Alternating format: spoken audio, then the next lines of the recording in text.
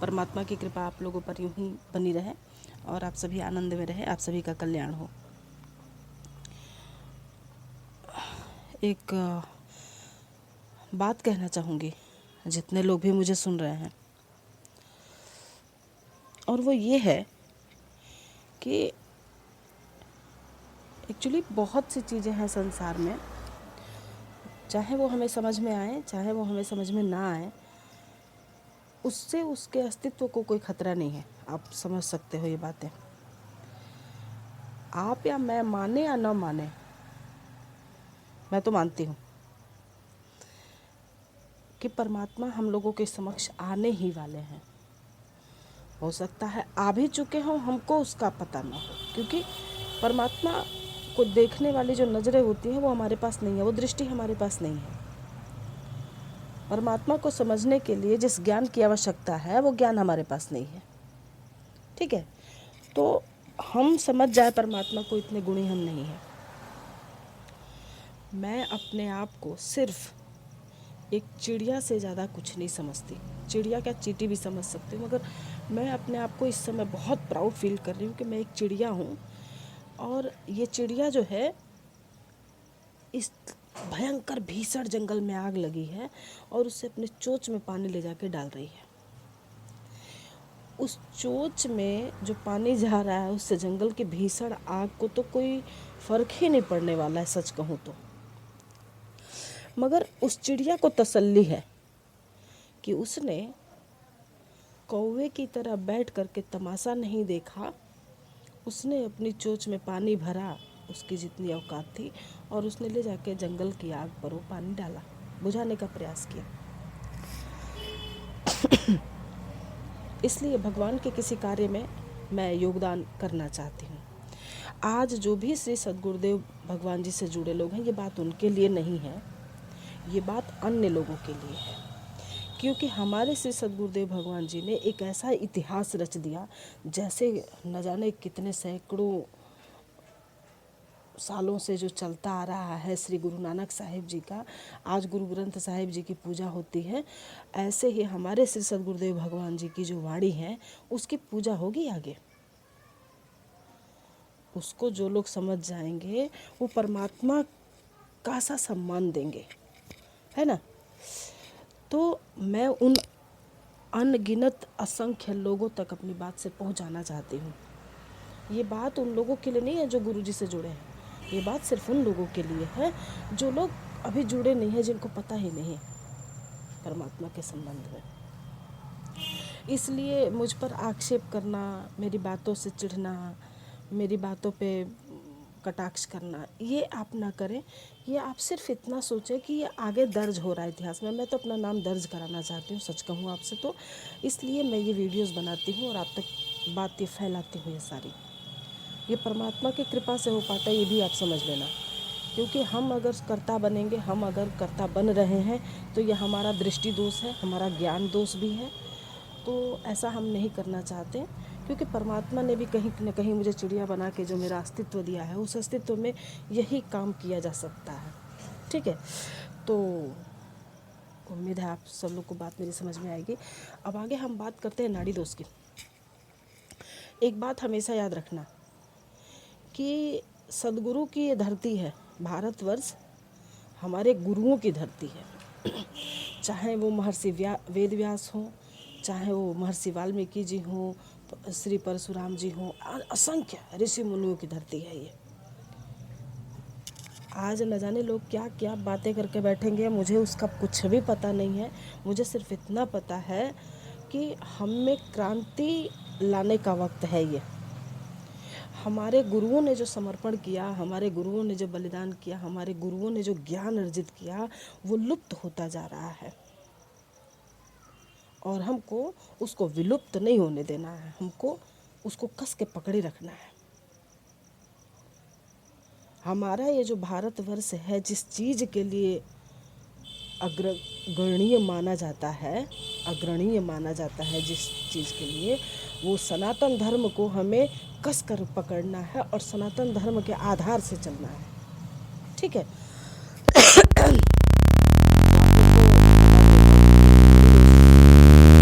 हाल ही में नया, एक नया तो नहीं है, ये है तो बहुत पुराना, क्योंकि अक्सर शादी में मिलान किया जाता है ना।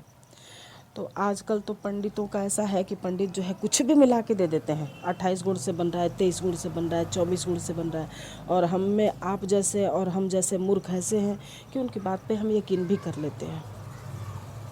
हमारे सद्गुरुदेव भगवान जी ने इसको साक्षात मना कर दिया है कि किसी भी ग्रंथ में ये है ही नहीं, मतलब इसका इलाज कोई नहीं है। आप ढूंढो, आप करो, और जो भी कह रहा है कि ऐसा है, आप उसकी बात कितनी मानते हो, कितना नहीं मानते हो, इसका तो मुझे पता नहीं, लेकिन सच तो ये है कि जब एक बार श्री सद्गुरुदेव भगवान जी ने कह दिया तो उसमें कोई प्रश्न नहीं उठता। पहली चीज़ तो यही ख़त्म हो गई, और दूसरी चीज़ ये ख़त्म होगी किस ग्रंथ में है। तो भैया बहुत सारे ग्रंथों में इस बात का जिक्र किया गया है, और मैं उसका ग्रंथ का नाम नहीं बताना चाहूँगी आपको। इसलिए नहीं बताना चाहूँगी कि श्री सद्गुरुदेव भगवान जी से जो ज्ञान मिलता है वो ज्ञान काम में आता है। मैं तो सिर्फ आप लोग को विश्लेषण करके बता रही हूँ। ये ज्ञान अगर गुरु से मिलता है तो बेस्ट होता है, ठीक है। मैं आपको खाली समझा रही हूँ कि वो है क्या, ज्ञान नहीं दे रही हूँ कोई भी, है ना। हिंदू धर्म में 16 संस्कारों में विवाह को सबसे महत्वपूर्ण संस्कार माना गया है। याद रखना, हिंदू धर्म में जन्म से लेकर के मृत्यु तक 16 संस्कार होते हैं, और उनमें से विवाह को सबसे महत्वपूर्ण संस्कार माना गया है। शादी से पूर्व वर और कन्या के जन्म और नामानुसार गुण मिलान किए जाते हैं, ठीक है, जिसको 36 गुण, 32 गुण, 28 गुण कहा जाता है, ठीक है। जिसमें से कहा यह जाता है कि अगर 50% भी गुण मिल गए तो मतलब शादी हो सकती है, बढ़िया है, ठीक है। लेकिन जहाँ 50% आप मिला रहे हो और 50% को श्रेष्ठ मान रहे हो, वहाँ 50% जो आपके दोष निकल रहे हैं, उन दोषों में भी बहुत कुछ एक विशिष्ट दोष होता है, नाड़ी दोष, ठीक है। उस पर ध्यान नहीं जाता, मगर आप समझना इस बात को मैं कहना क्या चाहती हूँ। अगर आपने कोई भी चीज़ मार्केट से खरीदी, ठीक है, जिसके 50 फायदे होते हैं, 50 नुकसान भी तो होंगे। या तो 100% होना चाहिए, 50% मिलान क्यों किया है आपने, फिर 100% मिलान करो। लेकिन अगर आपने 50% मिलान किया है तो 50% जो नेगेटिव पॉइंट्स हैं उसको आप क्यों छोड़ रहे हो, उसको तो पता, उसको तो हमको ध्यान में रखना पड़ेगा। अब उसमें जो 50% आपने ध्यान नहीं दिया है, उसमें जो है सबसे जो है खतरनाक होता है नाड़ी दोष। नाड़ी दोष वैधा, अभी सच में इस बात पे गंभीरता से विचार करने योग्य है कि इस संसार में आजकल शादियों के टूटने का जो सिलसिला है, क्या हो गया है, किस तरह का रूप ले चुका है कि हर शादी में कोई ना कोई दिक्कत, हर पति पत्नी दुखी, हर जो है जोड़ा तलाक लेने पर आमादा, है ना, हर जो है लड़की दुखी, कोई वैधव्य दोष से दुखी, कहीं किसी दोष से दुखी। अब दुख तो आपको दिख रहा है, उसके मूल में क्या कारण है इससे आपका अभी कोई परिचय नहीं हुआ है ना। अब देखना, ये जो 50% आपने मिला लिया कि 50% मिलान अच्छा होता है, तो 50% आपने छोड़ दिया, 100% तो कहा नहीं गया यहाँ पे। अब जो 50% आपने छोड़ा है उसमें क्या है, नाड़ी दोष को ज़्यादा अशुभ माना जाता है, ठीक है। अब नाड़ी दोष में अगर आपको रिश्ता बना रहे हो तो समझ लो गरीबी आएगी आएगी। पति पत्नी में से अगर कोई मरा नहीं तो मरने जैसी स्थिति जरूर रहेगी। और उससे भी बड़ी बात की, मतलब आप जीवन में सुखी नहीं रहोगे, आनंदित नहीं रहोगे। और अगर लड़का लड़की दोनों का जन्म एक ही नक्षत्र के अलग अलग चरण में हुआ है, फिर तो नाड़ी दोष काम नहीं करता है, ठीक है। अगर दोनों की जन्म राशि एक हो और नक्षत्र अलग अलग हो तो भी नाड़ी दोष नहीं माना जाता है। और दोनों का जन्म नक्षत्र एक हो और जन्म राशियाँ अलग अलग हों तो नाड़ी दोष खत्म हो जाता है। अब ध्यान देने योग्य बात यह है, देखो मैं ये बात जो बता रही हूँ ना आपको, तो वो तो मैं ग्रंथों के हिसाब से बता रही हूँ। श्री सद्गुरुदेव भगवान जी ने जो ग्रंथ बताया वो ग्रंथ पढ़ के और मैं ये आपको बात बता रही हूँ।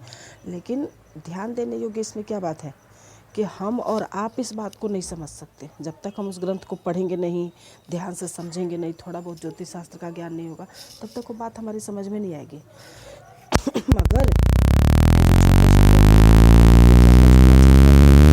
आप उनके पास जाओगे और वो मिलान में 50% है भी नहीं और 50% आपको बताएंगे, तो उसका खामियाजा जो है लड़का और लड़की दोनों को सारी ज़िंदगी भुगतना पड़ेगा, है ना। इसलिए इसको ध्यान देने की आवश्यकता है। इस दिन है वर और कन्या दोनों की नाड़ी मध्य में हो तो पुरुष को प्राण का भय रहता है।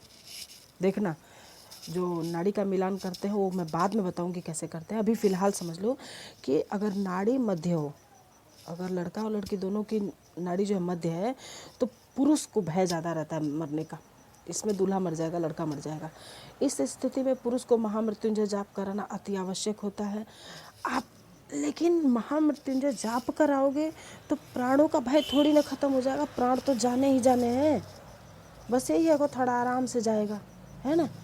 जो आपका हड्डी उड्डी टूट टाट के मरना होगा वो न मर के तो आप थोड़ा और आराम से मर जाओगे, है ना।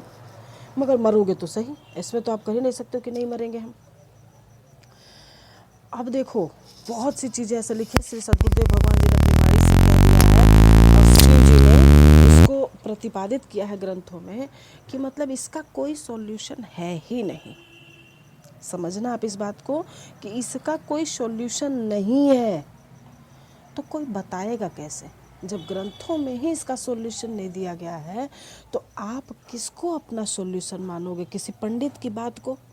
ये पंडित कह देगा ये कर लो तो उससे सॉल्यूशन हो जाएगा, वो कहा देगा, उसका सॉल्यूशन लिखा ही नहीं है कहीं पे, किसी ग्रंथ में बताया ही नहीं है। फिर आप मुझे बताओ कैसे कर लोगे आप? मुझे असंभव लगता है। अब आप करते हो तो आप जानो, फिर भी मैं आप लोग को थोड़ी सी इसकी जानकारी दे रही हूँ, ठीक है। ज्योतिष विद्वान कुंडली मिलान के समय नाड़ी दोष बनने पर ऐसे लड़के तथा लड़की का विवाह करने से मना कर देते हैं। अगर ज्योतिषी विद्वान है कोई बढ़िया, और गुण मिलान की प्रक्रिया में 8 कूटों का मिलान किया जाता है। ये भी याद रखना हो, 50% बताए, 33% बताए, 40% बताए, 50% बताए, मगर आप सोच लो कि कितना करना है, कैसे करना है, ठीक है ना। तो उसमें अष्टकूट मिलान किया जाता है। अभी जो अष्टकूट मिलान होता है ये क्या है? वर्ण, वस्य, तारा, योनि, ग्रह मैत्री, गण, भकूट और नाड़ी, है ना। जिसमें मोस्ट ऑफ चांस होते हैं नहीं मिलने के, ये अष्टकूट होते हैं जो अक्सर मिलते नहीं हैं किसी के किसी से। अगर बाकी सब मिल भी जाए तो लास्ट वाली जो नाड़ी है वो तो मिलती नहीं है, ठीक है ना। तो इसमें हम नाड़ी के बारे में विस्तार से जान रहे हैं, बता रहे हैं आपको। हमारे ज्योतिष ग्रंथ जो हैं, चाहे आप नाम नहीं बताऊंगी आपको। नाड़ी 3 प्रकार की होती है, आदि नाड़ी, मध्य नाड़ी, अंत्य नाड़ी, ठीक है। प्रत्येक व्यक्ति की जन्म कुंडली में चंद्रमा की किसी नक्षत्र विशेष में उपस्थिति से उस व्यक्ति की नाड़ी का पता चलता है। और नक्षत्र संख्या में कुल 27 होते हैं तथा इनमें से किन्हीं 9 विशेष नक्षत्रों में चंद्रमा के स्थित होने से कुंडली धारक की कोई एक नाड़ी होती है। 3 नाड़ियों में आने वाला नक्षत्र इस तरह है: ज्येष्ठा, मूल, आर्द्रा, पुनर्वसु, उत्तरा, फाल्गुनी, हस्त, शतभिषा, पूर्वा, भाद्र और अश्विनी नक्षत्रों की गणना आद्य नाड़ी में की जाती है। पुष्य, मृगशिरा, चित्रा, अनुराधा, भरणी, घनिष्ठा, पूर्वाषाढ़ा, पूर्वा फाल्गुनी और उत्तरा भद्रा नक्षत्रों की गणना मध्य नाड़ी में की जाती है। और स्वाति, विशाखा, कृतिका, रोहिणी, अश्लेषा, मघा, उत्तराषाढ़ा, श्रावण और रेवती नक्षत्रों की गणना अंत्य नाड़ी में की जाती है, ठीक है। अब ऐसे में ज्योतिष विद्वान कुंडली मिलान के समय नाड़ी दोष बनने पर ऐसे लड़के तथा लड़की का विवाह सीधे मना करते हैं कि होना ही नहीं चाहिए। वो जो ज्ञानी होंगे वो सीधे मना कर देंगे, इसलिए क्योंकि उनको पता ही हो ही नहीं सकता ना। अच्छा, और ज्योतिष शास्त्र के अनुसार जब वर और कन्या दोनों के नक्षत्र एक नाड़ी में है तभी ये दोष लगता है। अगर आदि नाड़ी की शादी आदि नाड़ी में होगी तो दुख वो घटना घटनी है तो घटनी है, और यही घट रहा है। आप देखोगे कि मोस्ट ऑफ लड़के लड़कियां सुखी नहीं अपनी शादी से, है ना, हमेशा दुखी दुखी रह रहे हैं। तो ये आप समझ लो कि यही घटना है, ठीक है। सभी दोषों में नाड़ी दोष को सबसे अशुभ माना जाता है, क्योंकि इस दोष के लगने से सर्वाधिक गुणांक यानी 8 अंक की हानि होती है, वही जो अष्टकूट है। इस दोष के लगने पर शादी की बात आगे बढ़ाने की इजाज़त नहीं दी जाती। आचार्य वाराह मिहिर के अनुसार यदि वर कन्या दोनों की नाड़ी आदि हो तो उनका विवाह होने पर वैवाहिक संबंध अधिक दिनों तक कायम नहीं रहता, अर्थात उनमें अलगाव हो जाता है। अगर कुंडली मिलने पर कन्या और वर दोनों की कुंडली में मध्य नाड़ी होने पर शादी की जाती है तो दोनों को ही मृत्यु हो जाएगी। इसी क्रम में अगर वर वधू की दोनों की कुंडली में अंत्य नाड़ी होने पर विवाह करने से दोनों का जीवन दुखमय होता है। इन स्थितियों से बचने के लिए तीनों समान नाड़ियों में विवाह की आज्ञा नहीं दी जाती। समान नाड़ी में सबसे पहला आप समझ लो कि जब भी किसी लड़की की शादी या फिर लड़के की शादी के लिए आप जा रहे हो तो याद रखना सबसे पहले नाड़ी ही देखना, आदि नाड़ी है, मध्य नाड़ी, अंत्य नाड़ी है, और अपनी बेटी का खुद ही देख लेना कि मेरी बेटी का क्या है। कुंडली में तो स्पष्ट लिखा होता है, ठीक है ना, जो स्पष्ट कुंडली बनाएंगे उन्हीं के पास जाइए, आप उन्हीं से पता कीजिए, ठीक है। और जो नाड़ी निकल जाए कि मेरी बेटी की आदि नाड़ी है या फिर मध्य नाड़ी या फिर अंत्य नाड़ी है, तो आप उसी के अनुरूप सीधे आप स्वयं ही अपना हाथ खींच लीजिए कि मुझे शादी नहीं करनी है, ठीक है ना। इसी क्रम में अगर वर वधू दोनों की कुंडली में अंत्य नाड़ी होने पर विवाह करने से दोनों का ही जीवन दुखमय होता है, और ऐसी स्थितियों से ही बचने के लिए नाड़ी दोष में विवाह की आज्ञा नहीं दी जाती, ठीक है। महर्षि वशिष्ठ के अनुसार नाड़ी दोष होने पर यदि वर कन्या के नक्षत्रों में नज़दीक होने पर विवाह के 1 वर्ष के भीतर कन्या की मृत्यु हो जाती है, ठीक है, अथवा 3 वर्षों के अंदर पति की मृत्यु होने से विधवा होने की संभावना रहती है। आयुर्वेद के अंतर्गत आदि, मध्य और अंत नाड़ियों को वात, पित्त एवं कफ की संज्ञा दी गई है, ठीक है। नाड़ी मानव के शारीरिक स्वास्थ्य को भी प्रभावित करती है। मान्यता है कि इस दोष के होने पर उनकी संतान मानसिक रूप से अविकसित एवं शारीरिक रूप से अस्वस्थ होते। मतलब वर वधू को तो दिक्कत होती ही होती है, साथ में बच्चे को भी होती है, पूरे परिवार को भी होती है। ध्यान देना आप लोग इस बात पे। अब अभी आ जाते हैं कि कैसी स्थिति होगी तो नाड़ी दोष नहीं लगेगा। यदि वर वधू का जन्म नक्षत्र एक हो परंतु दोनों के चरण पृथक हो तो नाड़ी दोष नहीं लगता, और यदि वर वधू की एक राशि हो तथा जन्म नक्षत्र भिन्न हो तो नाड़ी दोष से व्यक्ति मुक्त माना जाता है। वर वधू का जन्म नक्षत्र एक हो परंतु राशियाँ भिन्न भिन्न हो तो भी नाड़ी दोष नहीं लगता, और नाड़ी दोष का कोई उपचार नहीं है भैया, सीधे समझ लो कि नाड़ी दोष का कोई उपचार नहीं है। फिर वही होगा, तलाक होगा, मृत्यु होगी, झगड़े होते रहेंगे, परिवार में कलह रहेगा, और परिवार जो है गरीब होता जाएगा, सब धन वैभव चला जाएगा, ठीक है। बहुत महत्वपूर्ण है नाड़ी मिलान।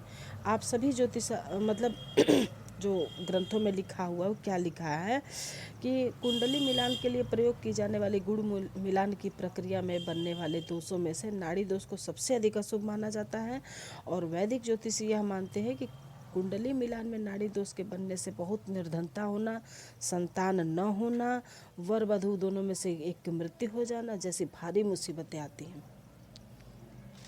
समझ में आ गई बात। गुण मिलान करते समय यदि वर और वधू की नाड़ी अलग अलग हो तो उन्हें नाड़ी मिलान के 8 से 8 अंक प्राप्त होते हैं। अष्टकूट जो सुबह मैंने शुरू में बताया अष्टकूट के विषय में जैसे कि वर की आदि नाड़ी हो और वधू की नाड़ी मध्य हो अथवा अंत हो, किंतु यदि वर और वधू की नाड़ी एक ही हो तो उन्हें नाड़ी मिलान के 8 में से 0 अंक प्राप्त होते हैं। मतलब आप खुद ही अगर आप ग्रंथ पढ़ोगे ना तो आप खुद ब खुद जन्म कुंडली अगर किसी विद्वान ने आपकी बेटी की बना रखी है तो उसमें सब कुछ लिखा होगा, उसके आधार पे ये पढ़ के आप स्वयं ही उसका निष्कर्ष निकाल सकते हो कि कहाँ मुझे बेटी की शादी करनी है, कहाँ नहीं करनी है, ठीक है ना। क्योंकि देखो शादी सिर्फ वर वधू की नहीं होती, परिवारों की भी होती है। अगर लड़की किसी परिवार में गई, उसका परिवार दुखी रहा तो उसका मायका पक्ष भी दुखी रहेगा, क्योंकि अपनी बेटी को ऐसे हालत में देखेगा थोड़ी ना, फिर भी अगर देख रहा है तो दुख तो होगा ही उसको, है ना। इसलिए समझ लो कि 2 परिवार, 2 ज़िंदगी और साथ में एक तीसरी ज़िंदगी आती है, वो भी यानी आपका पूरा का पूरा भविष्य खराब, है ना। इसलिए इस चीज़ को ध्यान रखना। अभी मैं वीडियो थोड़ा लंबा हो रहा है, इसलिए मैं अगले वीडियो में आपको दोनों बातें और बताऊंगी कि इससे और क्या सॉल्यूशन निकल सकता है। और सॉल्यूशन तो होता ही नहीं है, ठीक है ना। जब सदगुरु ने अपने मुख से कह दिया कि सॉल्यूशन है ही नहीं, तो मतलब है ही नहीं। और ऐसा श्री सद्गुरुदेव भगवान जी ने ग्रंथों को अच्छे से पढ़कर उसकी विवेचना करके ज्योतिष लोगों से, विद्वान लोगों से विचार विमर्श किया है, और उसके बाद इसकी जो है श्री सद्गुरुदेव भगवान जी ने कृपा की है लोगों पर कि लोगों को इसके संबंध में बताया है। वरना बहुत से लोगों का तो इस पर ध्यान ही नहीं जाता है। आजकल तो शादियाँ यूं ही हो जा रही है, लिव इन रिलेशनशिप है, ये रिलेशनशिप है, और न जाने क्या क्या है, उसका असर कहाँ कहाँ हो रहा है, किसी को इसका अंदाज़ा नहीं है। अपने जो है पाश्चात्य संस्कृति को अपनाते अपनाते इंसान ने अपनी ऐसा बेड़ा गर्क कर रखा है कि आप यकीन करो उसको पता ही नहीं चल रहा वो किस तरफ जा रहा है। आज तो आपको आनंद मिल रहा है, लेकिन वही 10 साल बाद आपकी क्या स्थिति होगी, आप ये सोच करके जिस दिन बैठोगे सोचने, आप कांप जाओगे। इसलिए इसका कोई भी इलाज नहीं है। सबसे अच्छा इलाज यही है कि आप इस संबंध में ग्रंथों को पढ़ो और स्व से इसका अध्ययन करो और इसके बारे में जानो।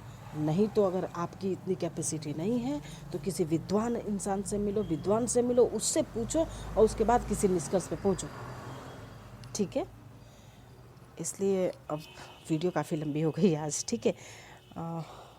मगर आप लोग की जानकारी के लिए बहुत आवश्यक था, और उम्मीद है आप सब समझेंगे इसको, और आप सब गुरु की सेवा में लगे रहें, गुरु का प्रचार प्रसार करते रहें। क्योंकि देखिए, आप सच में इस बात को ज़रा सा गौर से बहुत दिमाग लगा के सोचना, ये हमारा ज्ञान है क्या? हम भी तो आप ही में से हैं, हमारा कोई ज्ञान नहीं है। ये तो हमारे गुरुजी ने जैसा कहा है वही बात मैं यहाँ आपको बता रही हूँ।